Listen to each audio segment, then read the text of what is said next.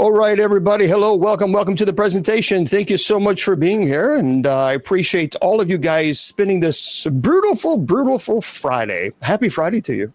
Hopefully, wherever you are, hopefully you're having a fantastic Friday. And there we go. Now we're live on all of our platforms. I want to remind folks, for those of you who are new, I have two computers. And we run the computer here on TikTok and here on all the other social media platforms, which is quite a bit.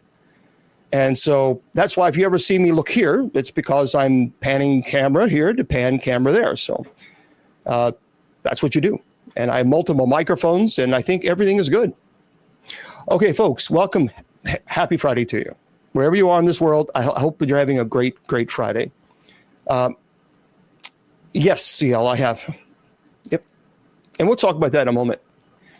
All right, folks, I'm Bishop Long. Welcome to the presentation. And I want to give you a couple, let's do the business part first before we get into the presentation, because we have a really very cool show tonight. This is only the one time out of the week, 2 hours out of the entire week that we dedicate to the paranormal. The rest of the time, Monday through Friday, and Sundays and Wednesdays, we focus on the Bible and Scripture. So for those of you who are saying, you need to be preaching the Bible, well, you need to show up when we have night prayer Monday through Friday at 10 p.m. Eastern Standard Time, where I actually do teach about the Bible. On Sundays and Wednesdays, we have Bible study for 2 hours. Show up then, and then maybe you can be less judgmental. Just saying. Okay. Otherwise, 2 hours a week. That's it. And here we are. I want you to go to our sponsor's website, but in a moment, Mr. Producer, roll that footage. Fans of Bishop James Long, the renowned exorcist and paranormal expert on KGRA Digital Broadcasting. Now you can carry his wisdom with you. Our Bishop James Long collection features blessed apparel such as St. Benedict hats and tees, as well as home items to protect and inspire. Elevate your spiritual journey. Go to kgradb.com/shop and discover the Bishop James Long merch today. Okay, so folks, those of you who are just tuning in, I want you to please do us a favor. Go to our sponsor's website, KGRAD as in dog, B as in bicycle. It's KGRADB Radio. We are on KGRADB Radio, and if you would do me a favor, go to the website, KGRAD as in dog, B as in bicycle.com. Click on the shop link, and then click my name. Now, if you click my name, it takes you to a very cool site that has St. Michael items, St. Benedict items, really some amazing, and the hoodies. I tell you, the products are great. But here's why I want you to do this. Not because I'm making a penny off this, because I'm not. As a matter of fact, 100%, and Mr. Producer can tell you, he can verify if you want him to, but 100% of the profits that would go to me, as a community, we are donating it to the MKS Kids Foundation. They are an orphanage in Uganda, and we are helping them out. We are doing beautiful work with these guys. I just want to let you know, you guys have really stepped up and helped the MKS Kids Foundation. So they are a nonprofit organization. They're self-funded, and they have helped so many kids. And I think it's great. Absolutely wonderful. And for those of you who are saying, well, why don't you do this for America? I do it for America. I'm also a donor for an orphanage here in Louisville, Kentucky, and have been for about 20 years. And I can do both. So you can chew gum and walk at the same time. So the fact of the matter is these kids in Uganda have nothing. And there's a big difference between orphanages in Uganda or children who are homeless in Uganda, United States. I've said this many times before. When you see the kids with great big bellies, it's not because they're full. It's because they have parasites in their stomach from the contaminated water. So we as a community, we help the MKS Kids Foundation. And I am honored to partnering with them to help them. So all you got to do is go to KGRAD as in dog, B as in bicycle.com. Look, it's October. Christmas is right around the corner. Now is the time get your items, because not only will you be getting amazing, really cool items, but you'll also be helping the MKS Kids Foundation, an orphanage. And I think that's a win-win for everybody. Also, if you want to go to my website, you can certainly do so. It's bishopjameslong.com. I have a very, very exciting announcement to make. I have a brand new book out. And you can go to my website, bishopjameslong.com. Scroll down, you'll see where it says Bishop Long's book. And it is a Bishop Long's training manual for paranormal investigators. I have put 35 years of my experience, life experience, into this book. It is incredibly detailed. And here's what's even better. Not only are you getting a book that took me a long time to write, 100% of the profits I am donating to the MKS Kids Foundation. 100%. As a matter of fact, I spoke to them. They had some problems with their PayPal. They were able to get that fixed. So I uploaded their PayPal account to the book. And so when you buy that book, just know that 100% of the profits goes to them. And guys, I'm telling you, we are making a difference. We're making a difference. And I know that we are, and I'll tell you why in just a second. But I want you to go to the church's website, usocc.org, usocc.org. That's the church's website. We have night prayer at 10 p.m. Eastern Standard Time. So please consider joining us. We'll be live here. I've noticed something, and I am going to toot the horn here of the USOCC. But I've noticed that the videos that the MKS Kids Foundation made, it's dramatically different than what they're making now. And I say that because of your help. You have made an absolute difference in these children's lives. And that to me is remarkable. It is remarkable. I've seen the quality of the videos. I've seen the food. There's so much that they're doing for these kids. Remember, $1 in the United States may not go very far, but in Uganda, it goes a lot further than you think. And so, I think that's wonderful. I think that is truly wonderful. Well, thank you there, Vulture. Here's the deal. What we're trying to do here, there's so much negativity in this world. So much negativity. Hello there, Sister Jennifer. There's so much negativity that when you're able to offer some type of positive influence, that kind of helps you get through the dark days of life. Every single one of us has difficult times. And when you know that you're able to bless others, that is a blessing in of itself. So there we go. Okay. So make sure, again, purchase the book. You can just go to bishopjameslong.com. There it is.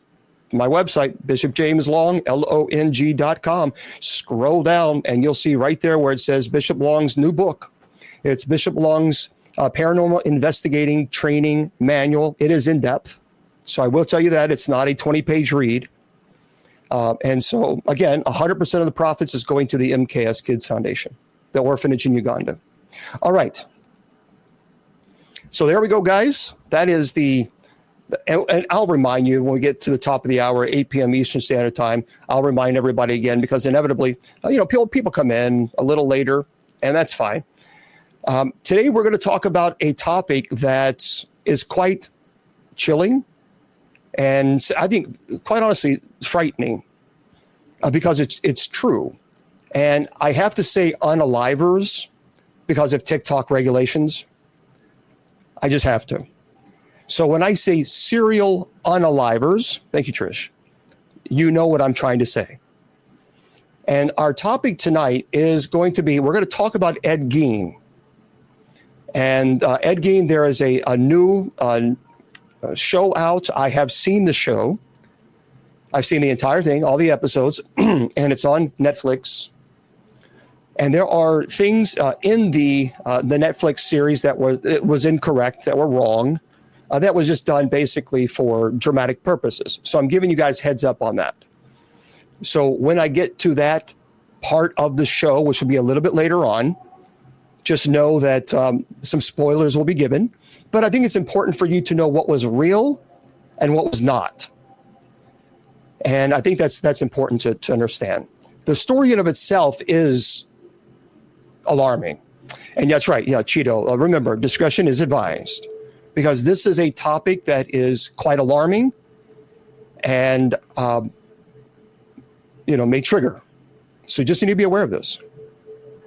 Canon law. I studied canon law actually when I was in the Roman seminary in graduate school. Studied the catechism as well. Very, very familiar with canon law and catechism. All right.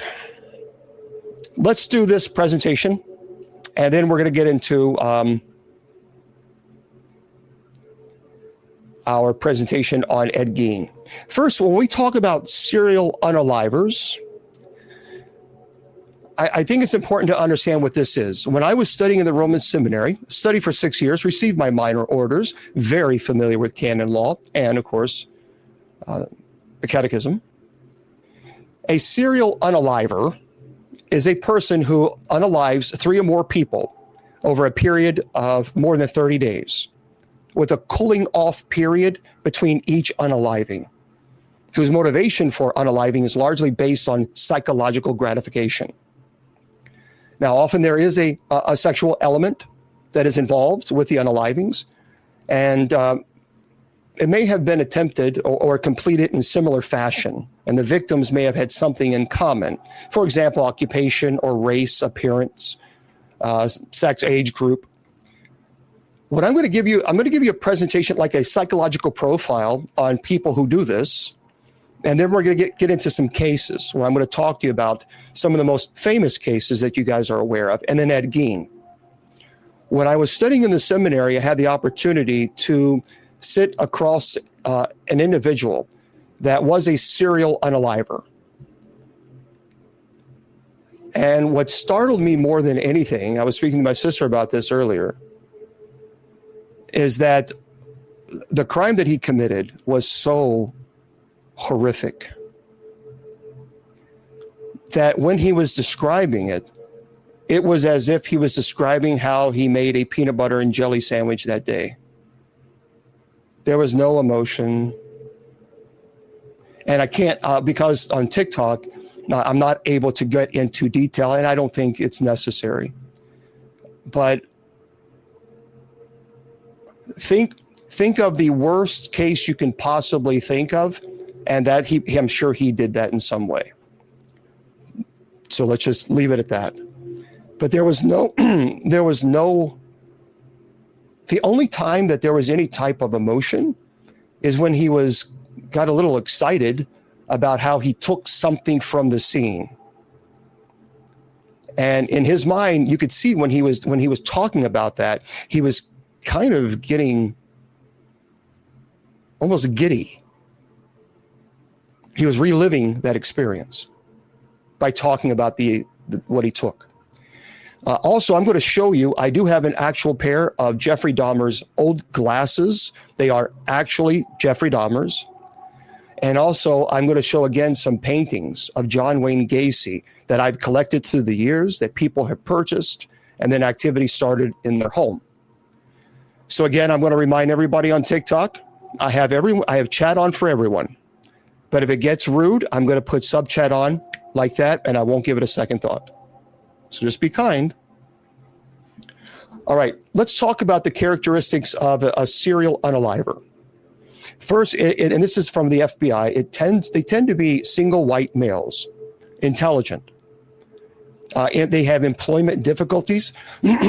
They were often abandoned by their fathers and raised sometimes by their mom. There was criminal, psychiatric, and other abuse histories.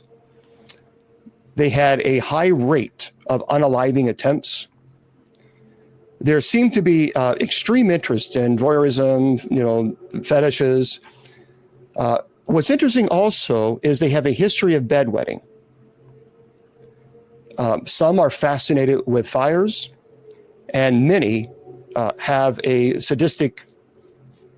enjoying sadistic activity. This is why I say all the time, trolling is sadistic. We have normalized abnormal behavior in our society. When you troll another person and you're using your words to try to hurt that person, that is sadism. Sadism doesn't just mean physical. It also means intellectual or emotional. So when you're using your words to try to hurt another person and you sit back and you watch and it makes you happy and excited, that's abnormal psychology. Psychosis is rarely noted among these individuals. Many of them are psychopaths.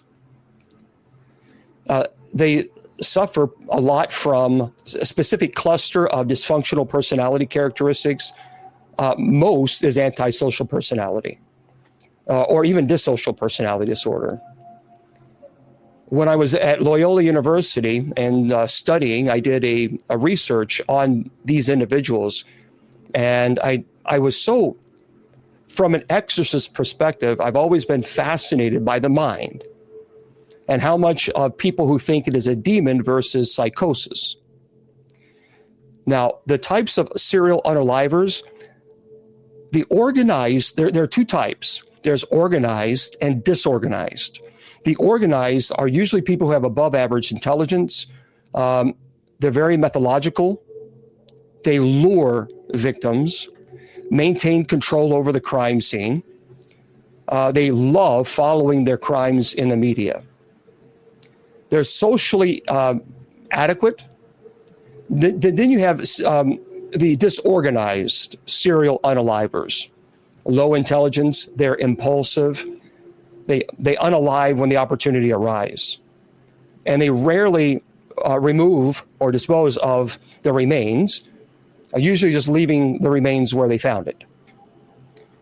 Hello, everybody. Okay. There's approximately, this is from the FBI, there's approximately 400 serial unalivers in the United States in the past century, with anywhere from 2,500 to about 4,000 victims. Between 50 to 300 serial unalivers are active at any point in time right now. What's frightening is serial unalivers have increased over the past 30 years. And 80% of the 400 of the past century have emerged since the 1950s. So let's talk about the motives. Well, one, it's called the visionary motive type, insane, psychotic, compelled to unalive by entities such as the devil, like the devil made them do it, or even God. So they hear the devil's voice or God's voice. There is the mission-oriented type, and that means they display no psychosis. They believe that they need to rid the world of what they consider immoral or unworthy. Many times the victims there are prostitutes or young women or LGBT. And there's also hedonistic type. So they derive pleasure from unaliving, lust, thrill, comfort. All right. Excellent. All right. So guys, I can't get into your questions because I'm doing a lecture right now. So just bear with me. Okay. So the reason is I say unaliver, as I mentioned in the beginning of the show, is because I have to because of TikTok requirements. So when I say serial unalivers, they are serial with and then a K. I can't say the K word because I'll be banned on TikTok. So I have to say unalivers because of TikTok requirements. Again, I'm not answering any questions. I'm giving a lecture, and that's how we do the show. So hold on to the lecture, hold on to your questions until after the lecture is over. There are also power control type. So objective is to gain power or control over the victim. Often these unalivers are abused as children. And then you have medical professionals. Yeah, moderators, if you can keep reminding people. So then there's medical professionals. And these unalivers are often regarded as angels of death. If you remember Dr. Jack Kevorkian. Dr. Jack Kevorkian. Karen, I answered your question. That's why I just answered it. Some other motives are a lust serial unaliver. Sex is the primary motive. There is a thrill unaliver. So it's the primary goal is to inflict pain. And there's the comfort unaliver, material gain, extravagant lifestyle are primary motives. So the lust unalivers, that's the commission of an unaliving, obviously because of lust. And we understand that. We don't have to get into a deep explanation of that. All right, let's go into I got to be I hate doing this show because I have to be very careful about everything that I say. So I'm being incredibly mindful because of TikTok. First, let us get into Jeffrey Dahmer. So we're going to go into some of these individuals that are unalivers. And okay, I'm done. This is getting annoying. Somebody tries to do something good, and the trolls keep doing it. No matter what, no matter how hard you try, no matter how much work you put into a presentation, you trolls continue to ruin everything. You are so spiritually lost. So now subchat is on, and it will remain on. That's the way it's going to be. Okay, Jeffrey Dahmer. It's never going to change. They're just so full of evil. Let's go into this to this story because it is truly terrifying. Jeffrey Lionel Dahmer was born on May 21st, 1960. Milwaukee, Wisconsin, and from a young age, Dahmer exhibited troubling behavior, showing an unsettling fascination with animals that had passed away. He would collect the bodies of small animals and dissect them. His childhood was marked by neglect, a sense of isolation, leading him to retreat even further into darker thoughts. Dahmer himself actually stated, quote, "I felt like I was different from everyone else. I was always an outsider, and that made me angry and confused." And little did anyone know those feelings would manifest into something horrific. So as Dahmer grew older, his desires became more sinister. And after his parents' divorce, well, he spiraled into a life of abuse, increasingly violent fantasies. So in 1978, shortly after graduating high school, Dahmer committed his first unaliving, luring a young hitchhiker named Stephen Hicks to his home. What began as a night of drinking quickly turned into a nightmare. Dahmer said, "I had this overwhelming urge to dominate and possess. I could feel the darkness taking over." And he says, "I didn't see him as a person anymore." So this chilling admission reveals the transformation of Dahmer from a troubled young man into a remorseless unaliver. And again, for the 100th time, I have to say unaliver instead of the K word because of TikTok regulations. Over the next 13 years, Dahmer would go on to unalive 17 young men, employing various methods to unalive his victims. His acts of violence were not just about unaliving, they included necrophilia and even cannibalism. So Dahmer lured his victims to his apartment with a promise of money or illicit substances, companionship. And he would also say that he wants to take a picture, and he would pay them because he thinks he'd be a great model. He gave them illegal substances, and they would kind of be out of it to basically fulfill his darkest fantasies. And Jeffrey said, "I would keep them around almost like trophies. It was as if they were a part of me. I wanted to possess them completely." Now, his apartment became a grisly collection of parts, macabre testament of his twisted desires. Neighbors often complained about strange odors coming from his apartment. In July of 1991, Dahmer's reign of terror came to an end. One of his intended victims, Tracy Edwards, managed to escape, flagged down 2 police officers. What's interesting, Dahmer, later on into his life, he would go into this trance and he would watch The Exorcist 3. And there was a particular scene that he said it would make him go into like this trance. And then he wouldn't remember anything. So when officers at this time, when Tracy Edwards escaped, when officers entered Dahmer's apartment, they were met with a horror unlike anything they'd ever encountered. The sight of photographs depicting dismembered, obviously, and the smell of decay. And when they found the evidence, Jeffrey said, "I knew it was over. I was both relieved, terrified that it was finally caught." And Dahmer's arrest shocked the nation as details of his gruesome acts emerged.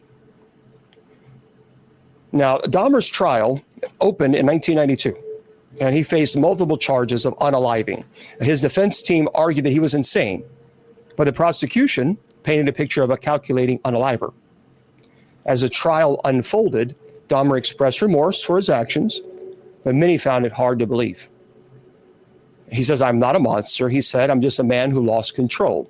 But for the families of the victims, the pain was unimaginable. In 1992 of November, Dahmer was sentenced to 15 consecutive life terms in prison. He became the subject of Fascination and Fear, countless documentaries. In 1994, he met a violent end in prison. He was unalived by a fellow inmate. So the story of Jeffrey Dahmer, it's a chilling exploration of the human psyche, revealing the potential for evil that can exist in a lot of people. Now, I want to share something with you. This is a pair of Dahmer's glasses. There was a 17-year-old young man, who had contacted Dahmer, and he was fascinated with Dahmer and the whole story. And Dahmer was kind of smitten with him. And so he asked Dahmer if he could have something of his. And Dahmer said, okay. Well, he had a pair of old glasses that he sent this young man. Well, the family found out about this. And the mom hit the roof. She said, "I don't want this in my home. I want it gone. I want it out of my house."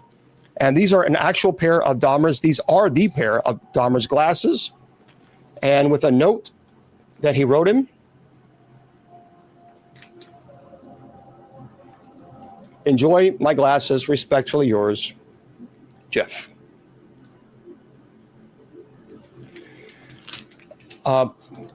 Obviously, the mom did not want these glasses in the home, and we can understand why.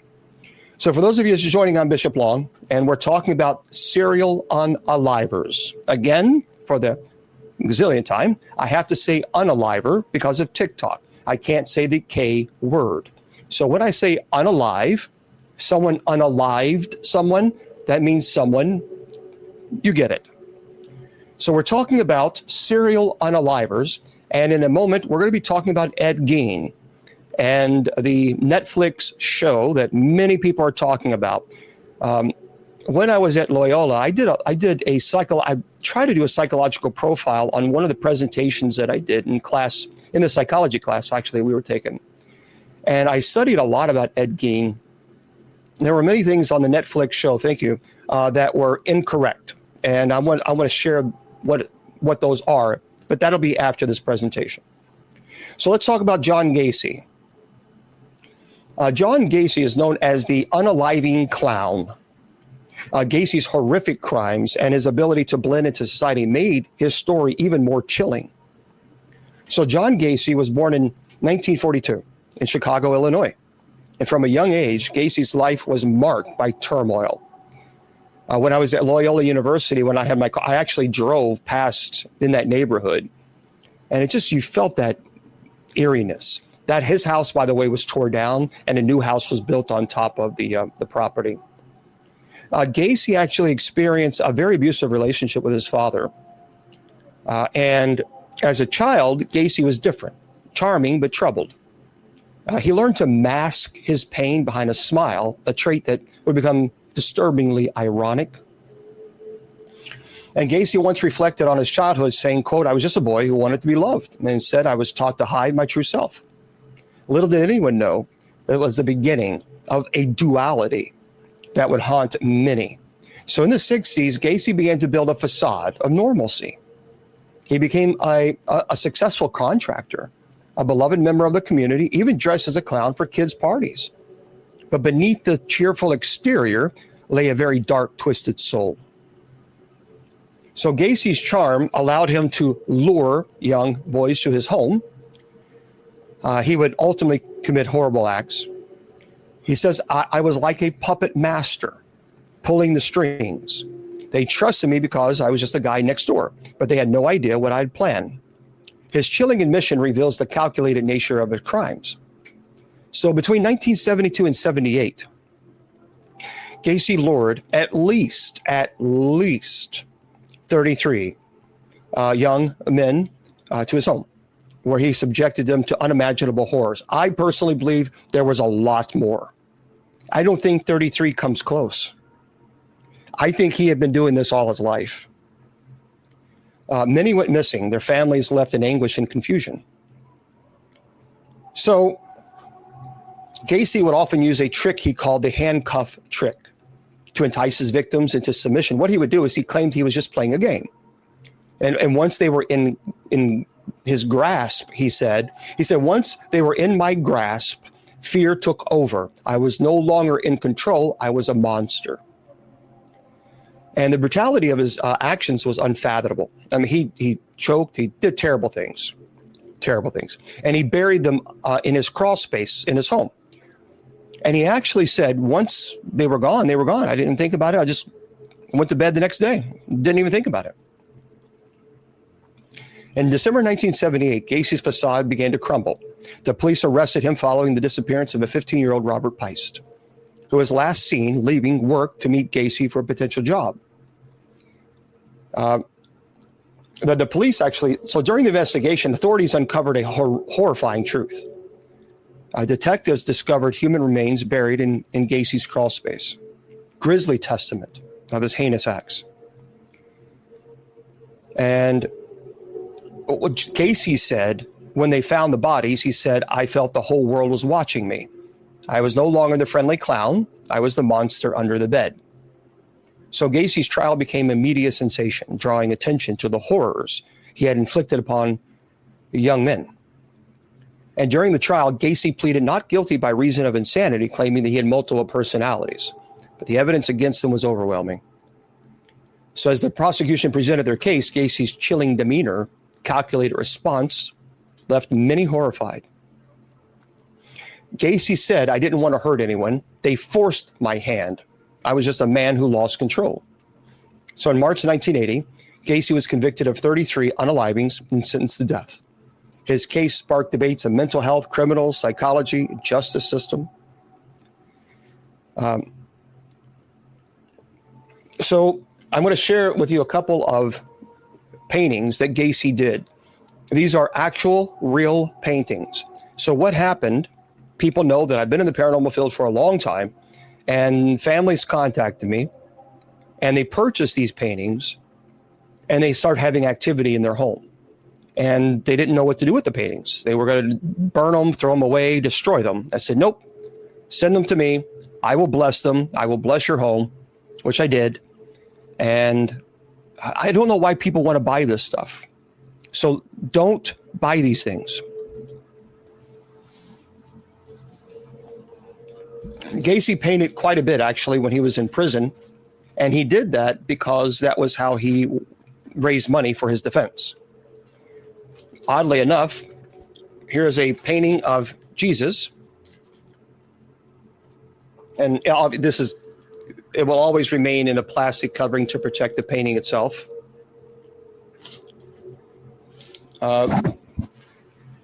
This is a picture of cabins.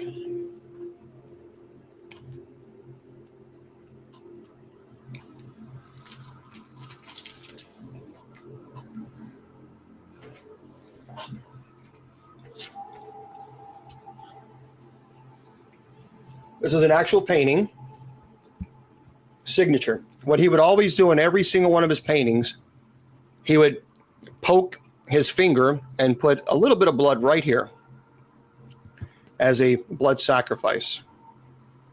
And it says, I'm Pogo, because Pogo is the clown that he named. So this is an actual painting.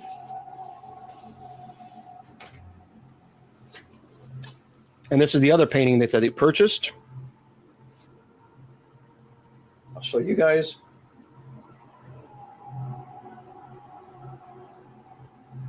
Okay.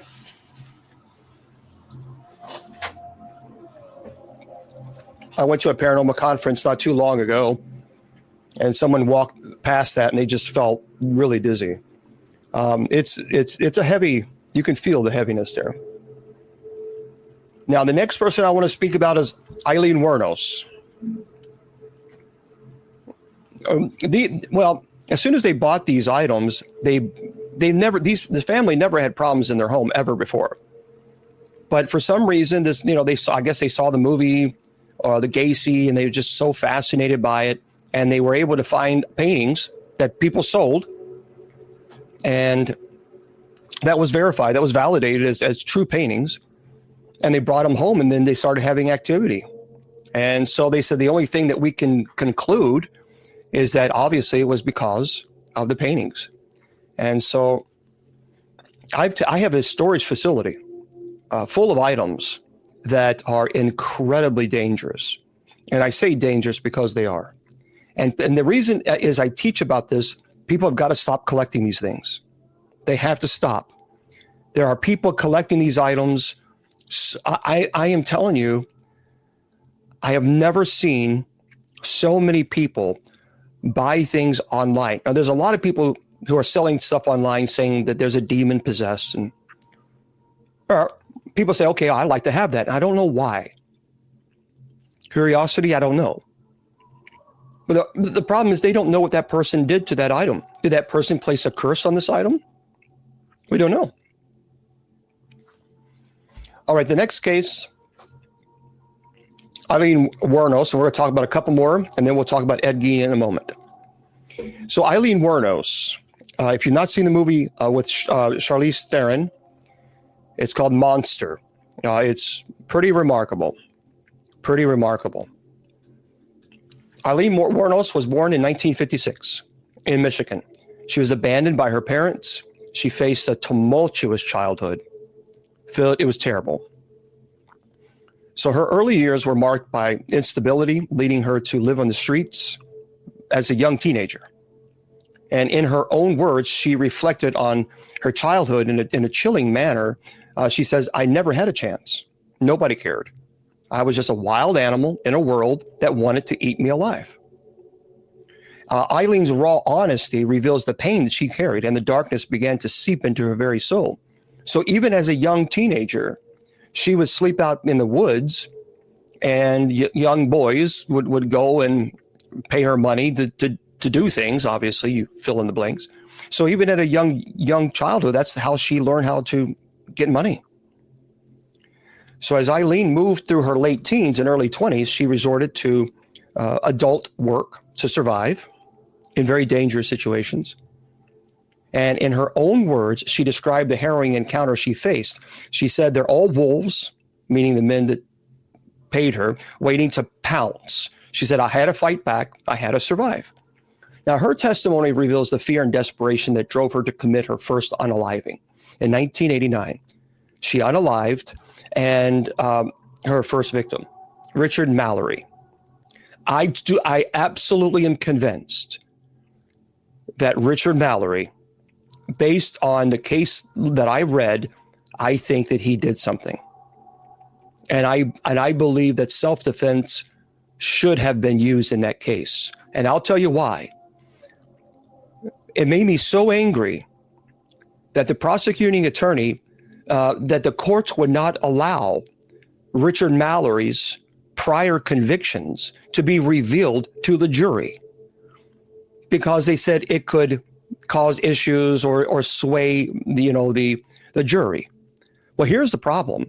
Richard Mallory had a history of abuse against women, and they did not allow that testimony in court. So I think that was wrong. And so he had a history of this. And she came across Richard Mallory, and I do believe that he was going to abuse her. Absolutely this. And so she unalived him. And the act of violence marked the beginning of a terrifying spree that would leave 7 men unalived. Now, in saying that, Richard Mallory, I could see self-defense. But there were several that were not self-defense. This was cold-blooded. So I'll explain that in a moment. So Eileen's crimes grew even more brutal. She continued her unaliving spree. She targeted men who she claimed had threatened her. And as she moved from one victim to the next, the fear in her heart, it transformed into something darker. And Eileen even said, I was in a frenzy. It was like a switch flipped. I wasn't just fighting for my life, I was fighting for my soul. Well, the police were baffled by the sudden rise in numbers, and each victim left behind, no, we're not. Your live is redirecting users to purchase products outside TikTok. We are not. We haven't even been talking about that. Shut up, TikTok. It's so dumb. Really? Seriously? Okay, well, apparently I'm telling you about Eileen Wuornos. Here we go again. Yeah, AI is so stupid. Anyway, witnesses describe her as a haunted figure, a woman with a wild look in her eyes, as if she was both predator and prey. In 1991, Eileen was arrested, and the world began to learn the details of the horrifying actions. During her trial, Eileen's testimony was chilling, filled with contradictions. And she said, and this is what she said, I unalived them, yes, but they were going to unalive me first. I just took my life back. Her defense argued that she was a victim of abuse and trauma, trying to reclaim her power in a world that stripped it away. But the court saw a predator. The media frenzy surrounding her trial only intensified the public's fascination with her story. And quite honestly, her defense was horrible. Horrible. I mean, her defense was a clown, with all due respect. And I will give credit, even her defense attorney came out and said, yeah, I kind of messed that one up. You think? Eileen was sentenced to death, and her life on death row was filled with reflections on her actions. In her final interview, she expressed a mix of remorse and defiance. She says, I'm not sorry for what I did. I did what I had to do.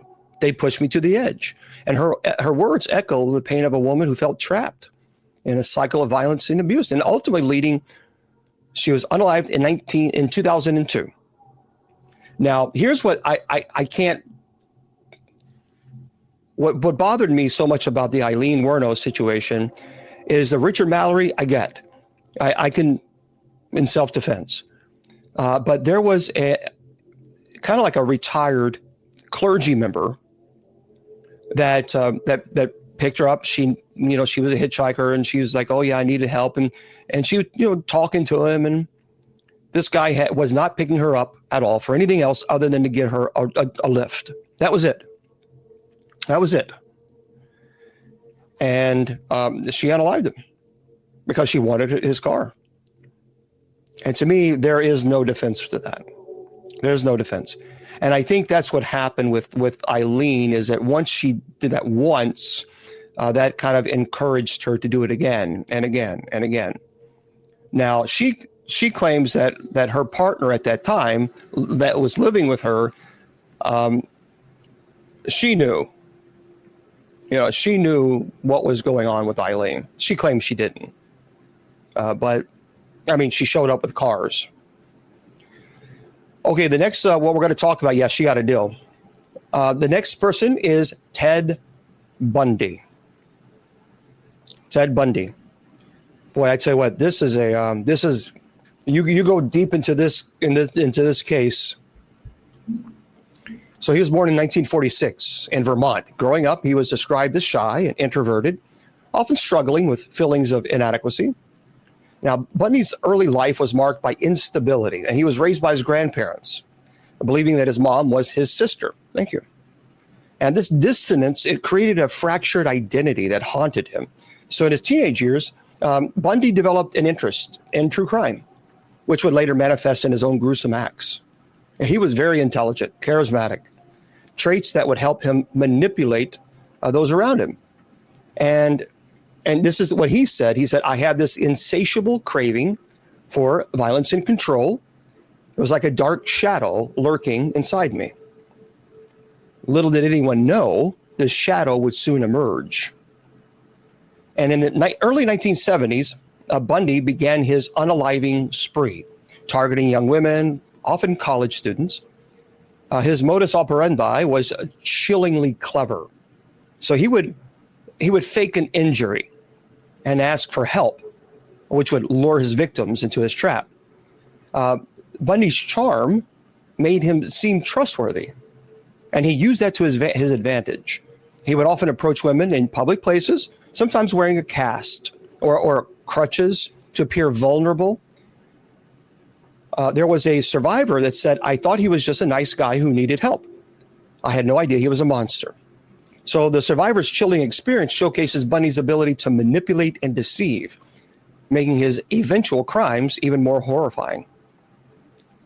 And what's even more fascinating, this is how manipulative he was. At the end of his trial, the judge almost showed sympathy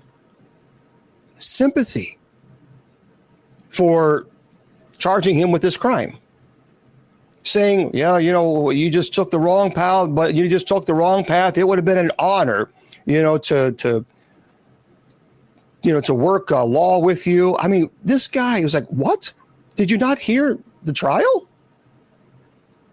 But that is how brilliant he was in deception. Oh yeah, the judge was very complimentary. Saying how it would have been an honor to be able to, work law and have him in his courtroom as a attorney. So Bundy's reign of terror spanned several states, including Washington, Oregon, Utah. He was known for his brutal methods, obviously abducting, assaulting, and unaliving. He often returned to the crime scenes to relive the horror, and sometimes he kept personal items from his victims as a memento, and his crimes grew increasingly violent. So witnesses actually reported seeing Bundy's distinctive Volkswagen Beetle, which, by the way, I've seen it, became a symbol of fear as it was associated with countless disappearances. Let me see if I can pull this up. Yeah, when I was at the museum, which I still haven't got, I got to get that done. I did it was in Gatlinburg, and they have a crime museum, and I got to see the actual car. So, and multiple things. I got so many pictures, goodness grief. I got 6,000. Okay, here it is. This is the actual, that's his Volkswagen. There it is. So that is his actual Volkswagen that he used.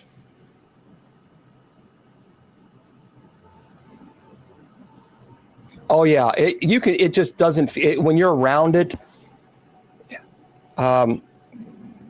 this is what the inside looks like, because he needed space to obviously do terrible things. So he took out one of the seats. But yeah, I mean, it just, it really uncomfortable. So there you go. So anyway,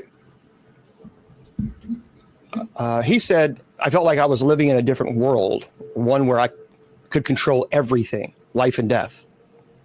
So Bundy's chilling words revealed the depths of his twisted psyche, a man who reveled actually in the power that he held over people.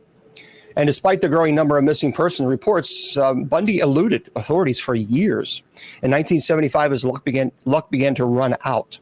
So after being pulled over for a traffic violation, police discovered burglary tools in his vehicle. By the way, Ed Gein had nothing to do with Ted Bundy's arrest. So he was actually arrested because he was pulled over for a traffic violation. And that led to his eventual arrest and unraveling all his dark secrets. And a detective said, when we started piecing together the evidence, it became clear that we were dealing with a serial unaliver, and the realization was chilling. So Bundy's trial captured national attention, world attention, with many fascinated by this man. His charm, intelligence made him a subject of both fear and intrigue. During the trial, Bundy attempted to defend himself, saying he wanted to be his own attorney, showcasing his manipulative nature. And he was found guilty of multiple unalivings, and he was sentenced to pass. So Bundy's trial was a spectacle. Media coverage, it portrayed him as both a monster and a tragic figure. So he tried to play the role of a misunderstood man. The evidence was overwhelming. So in 1979, he was sentenced for his crimes, and even while on death row, he continued to manipulate those around him, often giving interviews, attempting to downplay his actions. Ted Bundy said, "I had a compulsion that I couldn't control. I was out of my mind. I'm not a monster. I'm just a man who lost his way." Anyway, in 1989, he came to his end. All right, and we'll do one more, and then we'll get into Ed Gein. Richard Ramirez. Boy, the Night Stalker.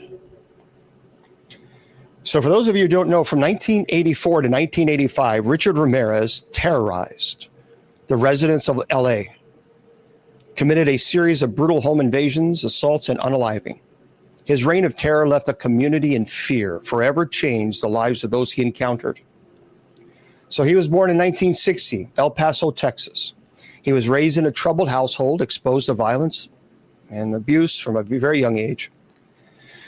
His childhood was marked by trauma. His father was a police officer who had a violent temper, while his older cousin, Miguel, introduced him to the world of Satanism, which would heavily influence his later life. And as a teenager, Ramirez became increasingly involved in substances and petty crime, leading him down a dark path of violence. Anyway, he says, "I felt like I was possessed. The darkness was always there." That's what he said, whispering to me. And the chilling admission hints at the depths of this troubled person. So in the summer of 1984, Ramirez moved to L.A., and that's where he would begin his reign of terror.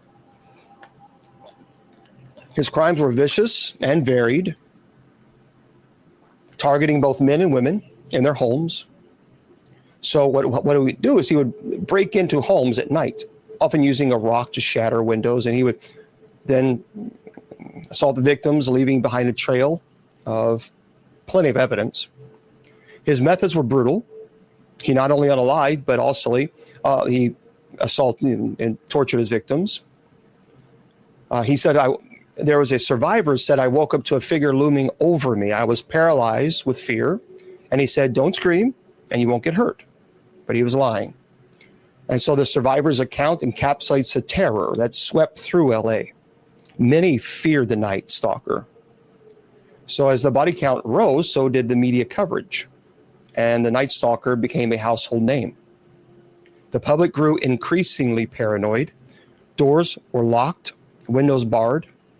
Many slept with a makeshift weapon by their side. And Ramirez's face was plastered on television screens and newspapers. He remained elusive. The police were overwhelmed. Community felt powerless.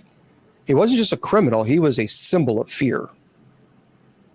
The news anchor said residents are advised to remain vigilant. The Night Stalker is still at large. The police urge anyone with information to come forward. So the media frenzy only heightened the dread. So it wasn't until August 30, 1985, that Ramirez's reign of terror would come to an end. After a failed attempt to break into a house, he was chased down by a group of brave citizens. And in a dramatic turn of events, the community would not let him escape. They bravely apprehended him and held him until the police arrived. So Ramirez's capture was a turning point in the case. The evidence against him was overwhelming. His trial began in 1988, drawing massive attention. What's crazy, the courtroom was filled with survivors and family members of the victims seeking justice. And Ramirez, with his stupid trademark smirk, showed no remorse, often flashing a pentagram sign. And there were people he had so many people that contacted him to wanted to marry him. As a matter of fact, one of his followers actually did marry him. Ridiculous. But he was sentenced, and he passed away from complications relating to cancer in 2013 while still on death row. So the psychologist who said in the case, Ramirez was a product of his environment, but he also made choices. There's a darkness in him that cannot comprehend. And it's true. Now let's get into the Ed Gein story. Because the Ed Gein story is very, very popular right now, especially with the brand new Netflix show. It's called Monster, the Ed Gein story. And there are many things in the show that just simply did not happen. And we're going to go over that. But first, let me give you a background on Ed Gein. So again, for those of you just joining us, I'm Bishop Long. I appreciate you guys being here. And make sure you go to kgradb.com. So Ed Gein was born in 1906 in Wisconsin. His story truly begins at the secluded farmhouse in Plainfield, where darkness took root. So the Gein family was far from ordinary. Now, Ed's mother, Augusta, she was a tyrant.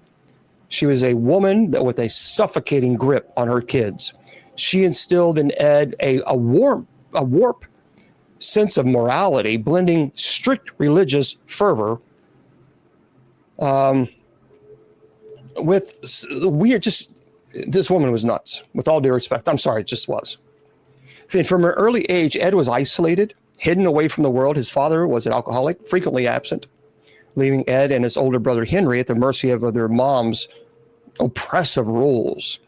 Augusta often told her sons that women were evil, temptress, leading men to sin.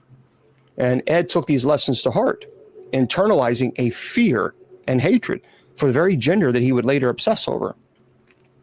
Imagine young Ed, trapped within the walls of the farmhouse, his world shrinking to the confines of his mother's twisted beliefs, while other boys played outside, and he spent his days in the shadows, listening to his mom's rants about sin and damnation. The only companionship that he had was his older brother, Henry. He eventually tried to break free from his mom's control, but Ed's escape was short-lived. Henry passed away under mysterious circumstances in 1944. Some say he was trying to protect Ed. Others whisper of foul play. Now, in the show, you do see Ed hitting his brother. Unfortunately, there was no sign of trauma at all, physical trauma, head trauma of his brother. So it was later ruled that it was from smoke inhalation from a fire. So after Henry's death, Augusta became the sole focus of Ed's attention. He was utterly devoted. And when she passed away in 1945, the last thread of his sanity was unraveled. So the day of Augusta's burial, his mom, was a turning point for Ed. He stood by her grave, consumed by grief and perhaps even something darker. The isolation that once bound him now transformed him into a desperate longing for connection. He began to visit the cemetery at night, digging up the graves of women who resembled his mom, seeking to bring them back to life in some way. He would return home with the bodies, treating them with macabre reverence. Imagine the horror of the townsfolk as they discovered that their loved ones had been disturbed from eternal rest. The fear rippled through the community. So let's pause for a moment. There was an interview from a local historian who spoke about Ed's early life and the eerie atmosphere of the Gein household. So the historian said that Ed Gein was a product of a deeply disturbed upbringing. His mom's extreme beliefs shaped his view of women and love. And after her death, he was left in a void, spiraling into madness. The community was terrified, whispering about the strange man who roamed the cemetery at night. So these chilling insights, I think, reveal how rooted Ed's darkness was, alone, haunted by the ghosts of the past. And in that desolate farmhouse, Ed Gein's mind twisted and turned, laying the groundwork for the horrors that would soon unfold. So after the passing of his mom, Ed Gein, already fragile, began to unravel completely. And so left alone in that decaying farmhouse, he became increasingly consumed by his obsession with death and the macabre. It was as if the walls themselves whispered him, urging him to act in the darkest desires. So the isolation that had once been his prison became a twisted sanctuary. And in that desolate place, Ed began to venture into the local cemetery, drawn by an overwhelming compulsion. And under the cover of night, he would dig up the graves of women, specifically those who bore a resemblance of his beloved mom. So his hands, once innocent, now craved the touch of the dead. And as the townspeople went about their lives, unaware of the horrors unfolding in their midst, Ed's nocturnal excursions grew bolder. He meticulously preserved body parts, crafting them into grotesque trophies that line the walls of his home. And you need to be aware of this. This gets worse. It did not stop there. In 1957, Ed Gein crossed a line that would forever seal his place in infamy. He committed unaliving. The victim was Bernice Warden, a local hardware store owner. On that fateful day, Bernice would become the embodiment of Ed's darkest fantasies. So Ed had been a regular at her store, and that familiarity made it all the more chilling. He lured her into his home under the guise of needing supplies for a project. Once inside, he unleashed the full extent of his madness. And witness later recounted hearing a weapon that was echoed through the woods. And after unaliving Bernice, Ed did the unthinkable. So he dismembered her body with a cold, methodical precision, preserving parts of her in this home. The head part was found in a sack, and her organs were stored in a jar. Abominable collection that would haunt law enforcement for decades. As the investigation unfolded, the community was gripped by fear. People whispered about the strange man who lived on the outskirts of town. There was a reporter that said residents are urged to remain vigilant following the shocking unaliving of Bernice Warden. Authorities have launched full investigation. Rumors about a local man linked to the crime have stirred panic in the community. So the tension was palpable, and the fear that was hung thick in the air. And police began to piece, the pieces together. And so unfortunately, as police began to investigate, they would soon uncover the extent of Ed's depravity. What they found inside the farmhouse would forever change the landscape of horror in America. Ed Gein had become not just a unaliver, but a grotesque embodiment of fear. I cannot show the pictures on TikTok. I would be banned. So they won't let me. And I don't know if necessarily you want to see them, but they are grotesque.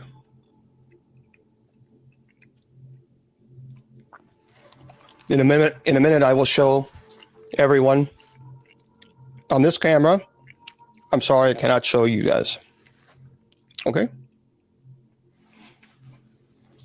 In 1957, November, the tranquility of Plainsville was shattered because the disappearance of Bernice Warden had sent ripples of fear through the community. And as the sun rose, law enforcement began their investigation, quickly zeroing in on Ed. The townspeople had always found him peculiar, shy, withdrawn, silent speaking, quiet speaking. Deputies arrived at Ed's farmhouse. They were greeted by an unsettling silence, a stillness. And as they approached the door, they could sense something was deeply wrong. And inside, they were met with a scene that would haunt them for the rest of their lives. No, she did not pass away in the hardware store. The officers discovered body parts that were scattered throughout the home. He made skin suits.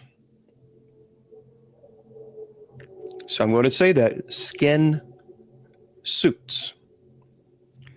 Human bones fashioned into grotesque furniture, jars filled with organs. It was as if Ed had turned his very home into a macabre museum of death. One deputy later recounted the horror. says, I felt like I was stepping into a nightmare. You could not believe what you were seeing. It was so surreal, so grotesque. Worse than Silence of the Lambs. Among the most shocking discoveries was Bernice Worden's head found in a burlap sack. Her body had been treated with a cold, clinical detachment that spoke volumes of his fractured mind. So the news spread, and fear gripped the community as they struggled to comprehend the reality of what transpired.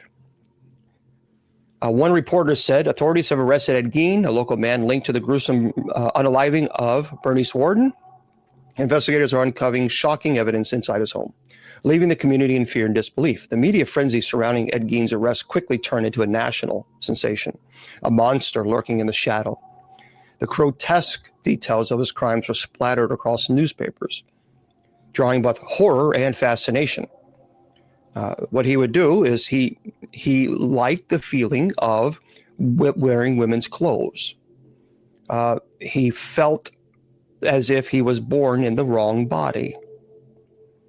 He would take the skin suits of women that he put together, and he was trying to recreate his mom. And he would sometimes go out in the middle of winter and just dance outside. So authorities soon discovered that Ed was not only taking lives, but also going to graves and deranged attempt to recreate a woman suit, because that would allow him to embody his mom, to feel her presence once more. So the eyes of the nation turned to the small field, and Ed, once the shy, reclusive figure of the community, now sat at the center of a storm. The prosecution painted a picture of a monster, while the defense claimed that he was a product of a deeply fractured mind. As evidence was presented, the courtroom became a theater of horrors. Graphic depictions of Ed crimes were laid bare before the judge and jury.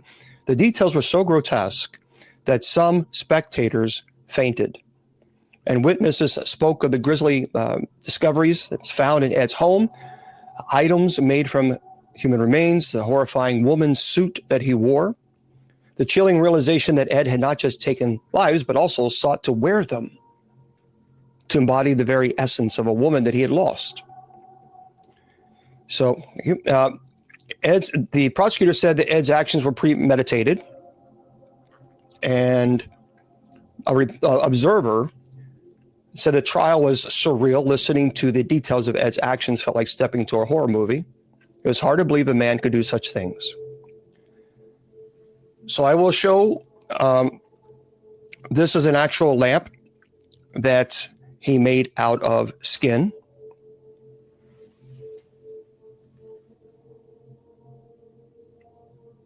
Again, I cannot show on TikTok because I'd be banned. These are gloves that he made, that he wore.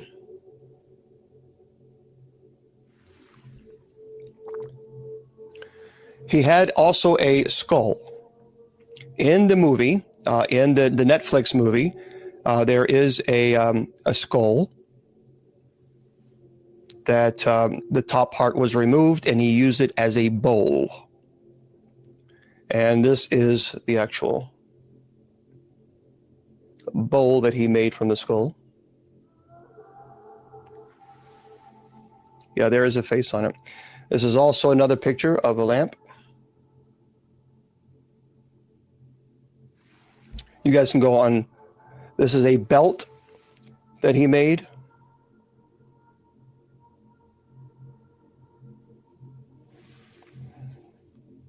These are also the gloves, a pair of gloves. I wish I could show you guys, but you guys can go to my other social media platforms and watch it later if you wish to see it. And of course, that's a picture of Ed Gein, which you guys can see that. So experts took the stand attempting to dissect Ed's mind. Psychiatrists described him as deeply disturbed individual, grappling with schizophrenia.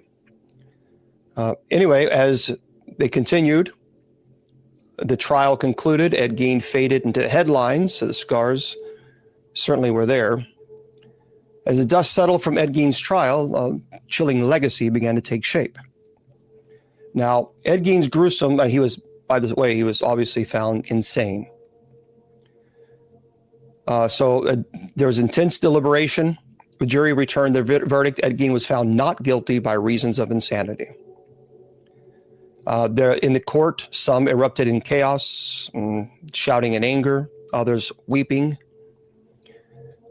But for those of you who are aware of this, Norman Bates, consider Norman Bates from Psycho, a character whose unsettling relationship with his mom mirror Ed's own, the chilling notion of a man who lives within the shadows of his mom's influence. So Psycho, the movie Psycho, was influenced by Ed Gein. Also Leatherface. Leatherface, the Texas Chainsaw Massacre, a grotesque figure who wears a mask made from human skin. It's a nod to Ed's own skin suits. So there's a lot of, obviously, film and other things as well. Now, I want to go into what was true and what was not true as far as Ed Gein, especially with the Birdman. So for those of you who are not familiar with the Birdman, Richard Birdman Speck was a terrible human being. And if you haven't seen the show, so just understand there's going to be a little bit of spoilers here. This is by J.R. Radcliffe. And did Ed Gein exchange letters with Richard Birdman Speck, as portrayed in Netflix show's Monster? Well, the episode was titled Godfather. It's one of the numerous homages throughout the year, series to notable movies, et cetera, et cetera. So Richard Birdman Speck, 1966, he unalived 8 nursing students in Chicago, and he was later identified by his tattoo from a survivor who hid during the attack. He passed away in 1991 in prison, and he earned the name Birdman while caring for a sparrow during incarceration. 5 years after his death, the video surfaced of Speck in prison, showing him taking illicit substances and performing relations on other inmates. He had also appeared to grow breasts as a result of taking female hormones. So that is true. And by the way, that video led to a demand for change of Illinois' prison system. Now, did Richard Speck and Ed Gein communicate? There is no evidence at all that Speck and Gein corresponded, nor that Speck had any specific affinity for Gein's crimes. In the show, their bond leads to arrest of another unaliver, Ted Bundy, though there is no documentation the real-life Gein had any connection to that case whatsoever. So even the show leaves some doubt as to whether the entire sequence was merely imagined by Gein's, schizophrenia. Now, the show's recurring theme of Ed Gein as a bizarre inspiration tracks more neatly when it connects the movie to like Psycho, the Texas Chainsaw Massacre, Silence of the Lambs. So was Ed Gein considered a serial unaliver? Not by traditional definition of 3 or more unalivings in separate events. It fits the definition in 2 events. The evidence in Gein confessions pointed to the Plainfield man unaliving 2 women, in addition to digging up the graves of 9 or 10 other women. So Gein unalived tavern owner Mary Hogan in 1954, and a hardware store owner, Bernice Warden, 1957.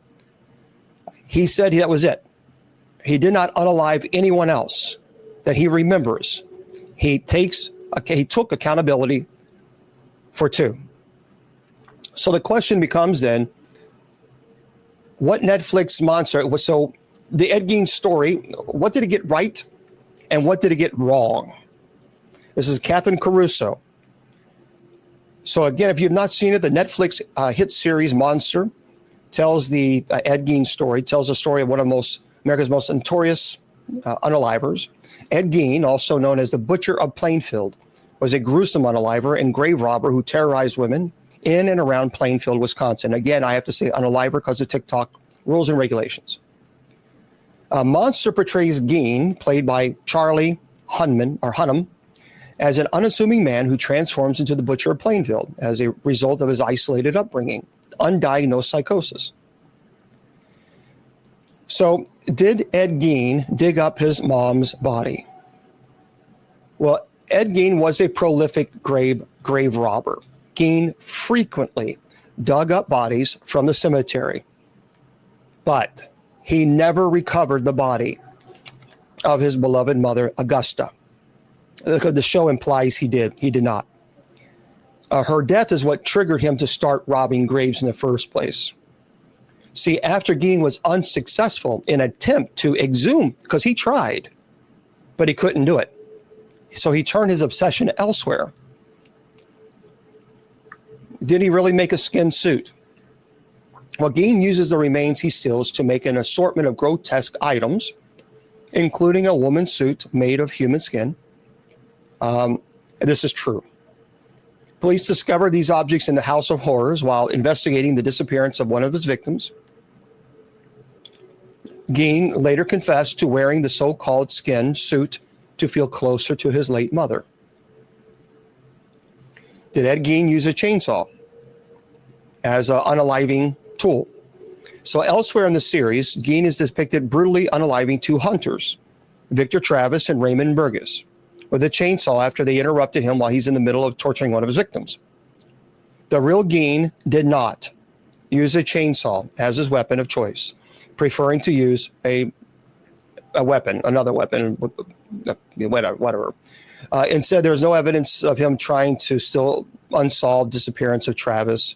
But that is important. There is also no evidence tying him to the still unsolved disappearance of these two hunters. So they did disappear, but they don't know who did it. So was Ed Gein in a relationship with his victim, Bernice Worden?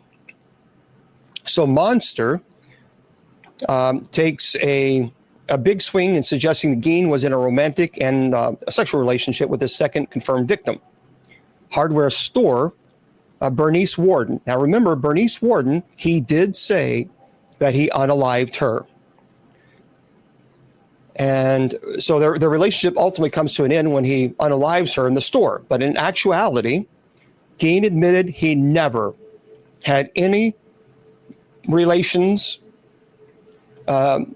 with her due to his strict religious upbringing, making it highly unlikely he knew Warren intimately before he unalived her. So he said no, he was never in a relationship with her. How many did he unalive? As I mentioned, the series shows Gein unaliving multiple people, including his brother, two hunters, a nurse, a babysitter, but he only ever confessed to two. And after he was arrested for unaliving Warden in 1957, he admitted to unaliving tavern owner Mary Hogan. Gein was eventually convicted of Warden's unaliving in 1968. He was found not guilty by reason of insanity after being diagnosed with schizophrenia. Was Gein a necrophiliac? Despite multiple scenes showing Gein engaging in adult acts with corpses, Gein made it very clear he denied ever participating in such activity. In fact, he said the remains, and this is why, because he was asked why he did not, and he is quoted as saying, because the remains smelt too bad.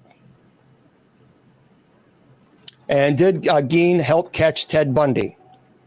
In Monster's 8th and final episode, Gein is seen helping the FBI with an active investigation into Ted Bundy, giving insight into him and sharing a letter from Bundy giving to him by another Richard, unaliver Richard Speck. None of this happened. There's no evidence Gein was ever interviewed by FBI. There's certainly no proof that he directly contributed to Bundy's capture. As I mentioned, Ted Bundy was captured because of someone pulled him over. Okay? So, yeah. Yes, he did make he did make masks and suits out of human skin. No, the house is no longer standing. It caught fire.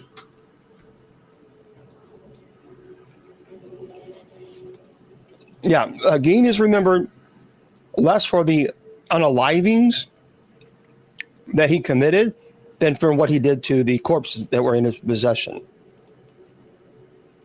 Time magazine, they really did found a chamber of horrors at the farmhouse. There were 10 skins of human heads, neatly separated from the skull, assorted pieces of human skin, somewhere between the pages of magazines. Some made it into small belts. Some skins were used to upholster chair seats. The largest piece rolled up on the floor was the front upper section of a woman's torso. There were also a box of noses. In episode 2, Gein is seen eating from a bowl made out of a human skull.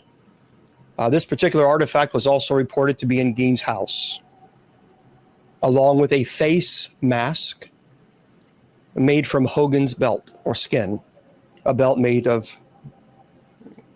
Anyway.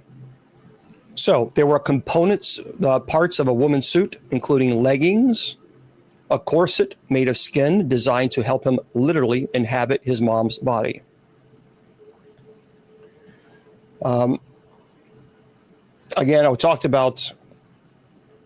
Now, the Evelyn Hartley, what's important to know, Evelyn Hartley was the babysitter. And she was a real-life 15-year-old who disappeared from La Crosse, Wisconsin in 1953. So thank you very much. On the show, Gein kidnaps unalives Hartley after she takes his babysitting job from him. But according to the Charlie Project, Gein denied having any involvement in Hartley's disappearance. There's no evidence linking to her disappearance at all. So despite new clues resurfacing in 2004, her case remains unsolved. Now, he did. I mean, there's no... Yeah, I mean, he did odd jobs like that from time to time. But no, there's no evidence whatsoever that he unalived the babysitter. And again, I think what's important is for at least for this time to explain what was real and what is not, especially because there's so many people that were interested in this movie, in this show. And there's a lot here. Now, as far as the way he talks, did Ed Gein really talk like he did in the Netflix show, like the actor did? Well, it's interesting. Charlie Hunnam discussed with Variety the process of cultivating Ed Gein's voice. So recording of Gein's voice are rare, but Hunnam was able to get audio of a 70-minute interview. So that is really how he was able to detect that.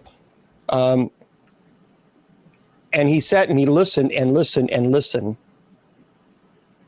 And I think that's how he got this. I'm trying to see.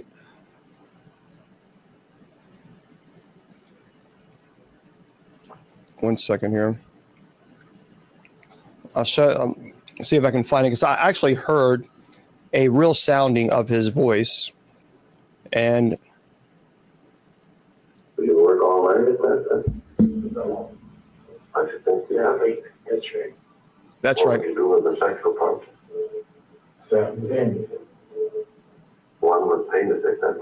Oh, that one, when they died, yeah. It's hard to hear, but that...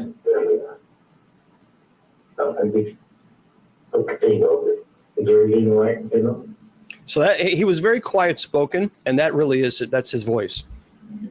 As far as the girlfriend, Aileen Watkins, in the show, it had her she was basically helping him in these collaborating in these crimes. Gein was friendly with a woman named Adeline Watkins for a short time. Her role in the TV show really is greatly exaggerated, and it's mostly outright fictionalized. The real Watkins gave an interview in Minneapolis newspaper about their relationship. It was characterized as a two-decade romance, but she clarified in a follow-up interview that the details were blown out of proportion. She said that they had shared a love of reading. Ed had developed an interest in tribal cultural practices around the world, which he read about in geography magazines. And though she is portrayed in the first episode of the miniseries, the real-life Adeline Watkins refuted the idea that she had a lengthy romance with Gein. She insisted she didn't know him well until 1954, long after the events of the first episode. And she said that their closeness lasted roughly about 7 months and only intermittently. She said they attended some movies together, that she'd never been inside his house, and that Gein never shared any additional information about Watkins. So the show portrays Watkins introducing Gein to the story of Elise Koch, a real-life criminal in World War II in Germany. Both Koch and Gein were notable for creating a lampshade out of human skin. Though it isn't clear that Gein had followed her story particularly closely, Watkins would not have been the person to introduce him to that information. Did he model his actions after this German person named Koch? Well, Gein easily could have been aware of Koch's war atrocities during Germany, but there isn't any indication that he held her in esteem, that the show version of that Gein does, nor that he modeled any behavior after her. A later episode of the show features a conversation over radio between Koch and Gein. At the time, the prisoners were a world apart. The exchange is later revealed to be a schizophrenic episode. Koch is played by Vicky Krieps, a Luxembourg actress, perhaps best known for American audiences for a role in Paul Thomas Anderson's Best Picture nominee, Phantom Thread. Did that happen? Yes. However, so what happened is when Ed was already in the hospital, he would have this radio, and in his mind, he was thinking that he was talking to Koch. And she was in Germany. She was arrested for the atrocities in World War II. And so the doctors and the nurses would watch this conversation that he would have. And so he would have a full conversation with himself as Ed Gein, and then he would answer in the voice of Koch. Again, there is absolutely no indication at all that there was a love relationship between Ed Gein and Bernice Worden of the hardware store. Yeah. And really, I mean, the nature of the unaliving is consistent with real life events, but investigators question Gein on the show because they find a gift tag addressed to Eddie from the warden. In real life, Gein was identified because he left a receipt for antifreeze. And so the last thing Warden sold in her store. That's how the investigators found out. It wasn't because they went to his to the home and he found this little gift from her. That's not how it was at all. He bought antifreeze, and that was the last thing she sold.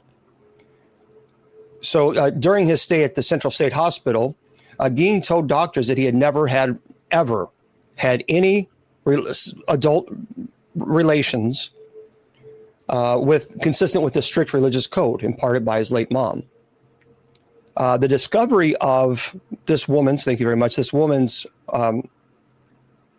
decapitated body in Gein's shed, grisly as it is, it was a shed. It was not in a great big farmhouse or in a barn. Closely mirrors reality that even looks almost exactly like how the body looked in crime scene photographs. So it was It was as if like you would butcher a deer. Yeah. All right. Yeah, it's pretty grotesque. It is interesting. Did Ed Gein actually babysit children? Yes. And though the television show portrays Gein as a character so eccentric that townspeople don't feel comfortable even sharing a nearby seat with him, at a local diner.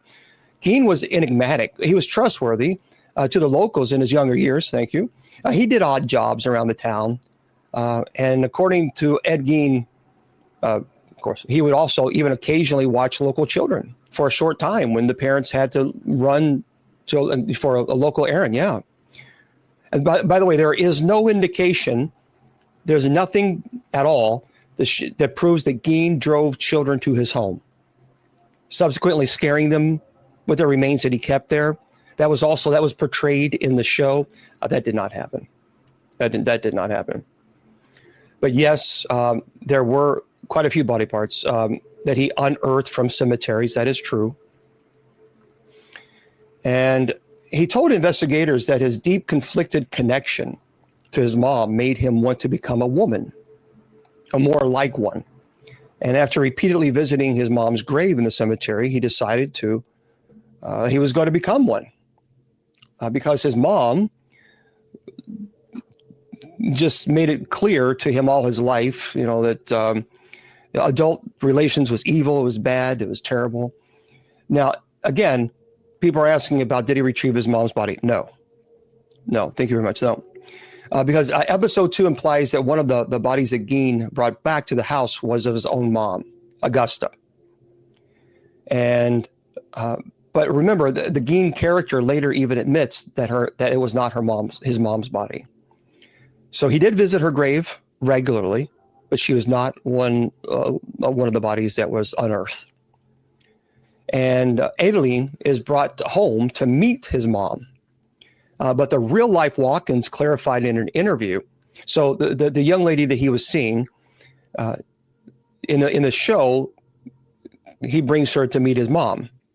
Well, remember, his mom at that time had already been passed. But the real life walk-ins clarified in an interview that she never went inside his home. And her relationship with him was not as long-standing as the show implies. So there's no indication that it would have been a secret in Plainfield that Augusta, Gein had passed away. But in the show, Ed's character is able to mislead people about her status. And that makes Gein seem more consistent with the character Norman Bates of Psycho. But everyone knew when she passed away. Everybody knew that. Did Alfred Hitchcock cast Anthony Perkins in Psycho because he was like Ed Gein? Well, in episode 3, the character of Alfred Hitchcock tells the character of Anthony Perkins that he has to play the role of Norman Bates in Psycho because he was like him, meaning like Ed Gein. And Hitchcock refers to a dark secret that Anthony Perkins harbors. Obviously, that's presumably a reference to Perkins' status as a closeted gay man, something Hitchcock likely knew, and not because Perkins had homicidal tendencies. So the role defined Perkins for good and bad, changing his career. But yes, that is true because he had a secret. Here's the deal. From all the corpse, the show clearly shows that he practiced necrophilia. But there was no evidence that the real life Gein repeatedly denied having relations with these corpses. What he wanted to do was to create an entire woman's suit because in his mind, that would help him grow closer to his mom who had passed away. And so he wanted to assume that woman identity, the gender identity of a woman, so that he could live his life through his mother's eyes rather through his. Now, a cannibal, there's also a question, was he a cannibal?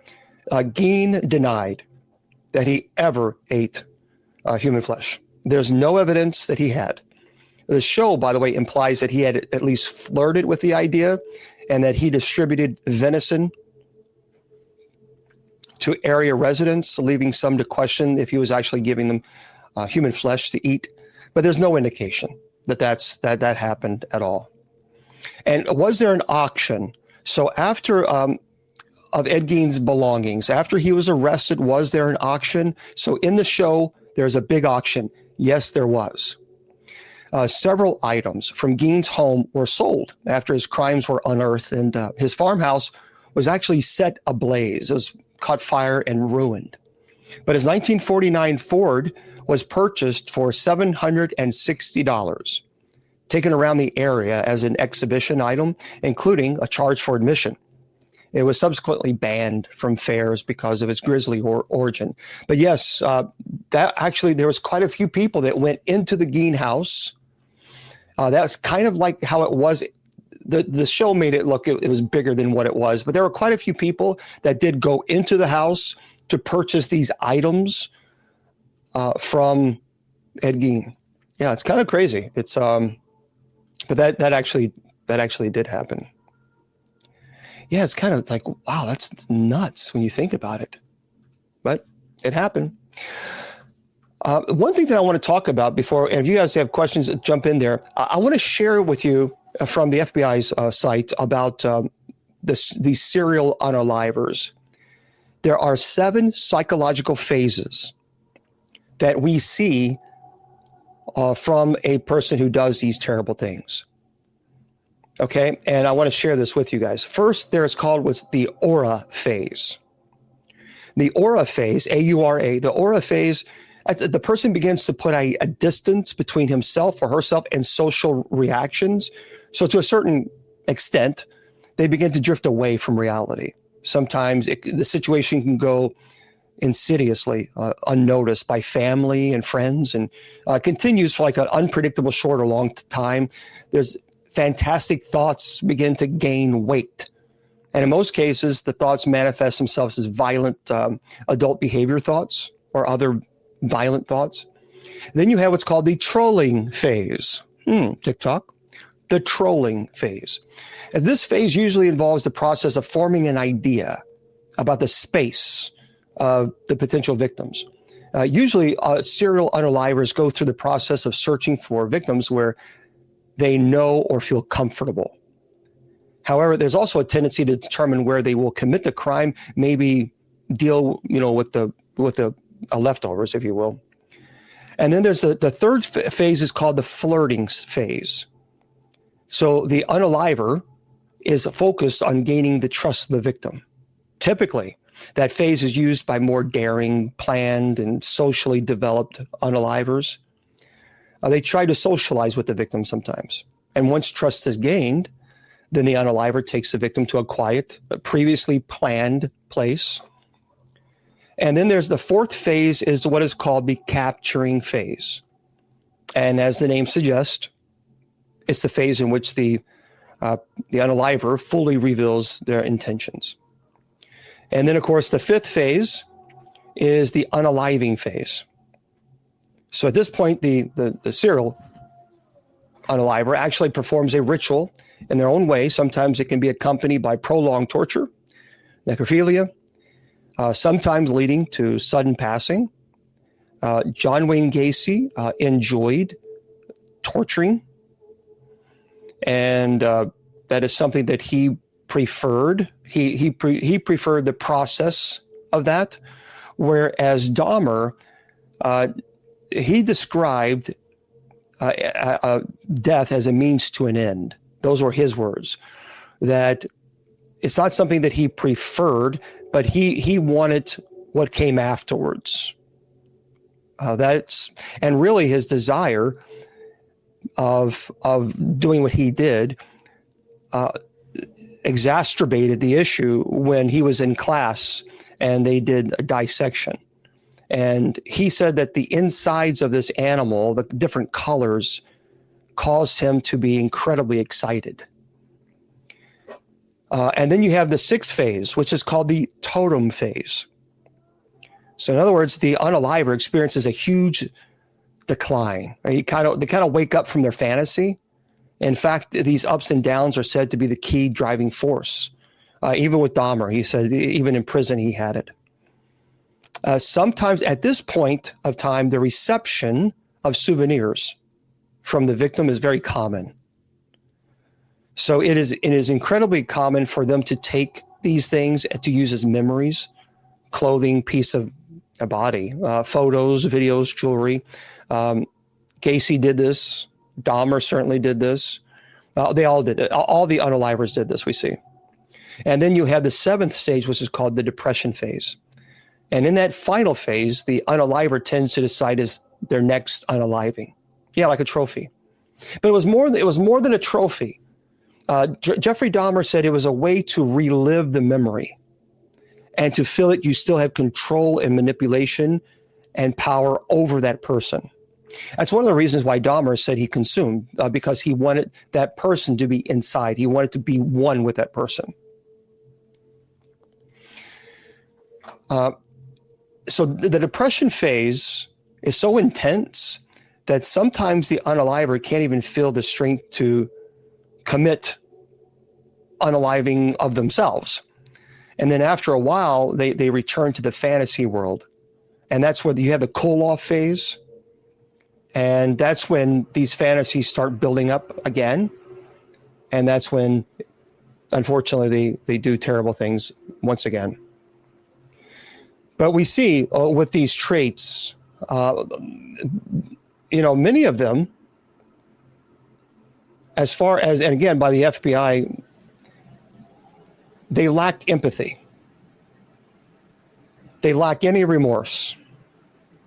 Many of them are impulsive. They have this grandiosity ideology. They think very highly of themselves.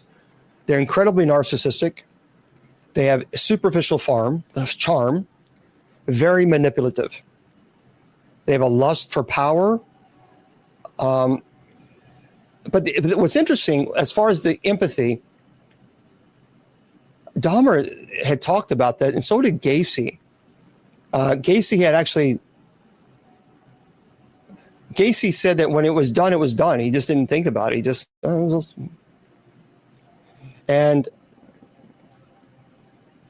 Yeah.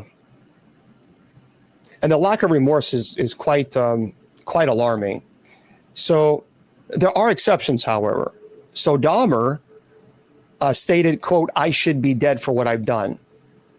And even, perhaps even Edmund Kemper, he turned himself in. But in these instances, they're very rare, very, very rare. And most of them all say that they wanted to stop, but they could not. And Ed Kemper is unbelievably a brilliant man. If you don't know him, I mean, and even the BTK unaliver, the Zodiac unaliver, he had a grandiosity perspective of himself. And he purposely toyed with police because he thought he was so intellectually superior. Yeah, right. Yeah, Jennifer, yeah. Very narcissistic.